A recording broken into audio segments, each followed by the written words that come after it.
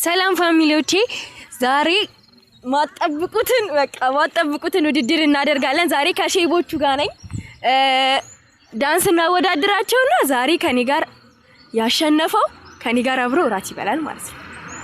እሺ እኔ ያሸነፈውን መርጬ እራት ጋብዛለሁ።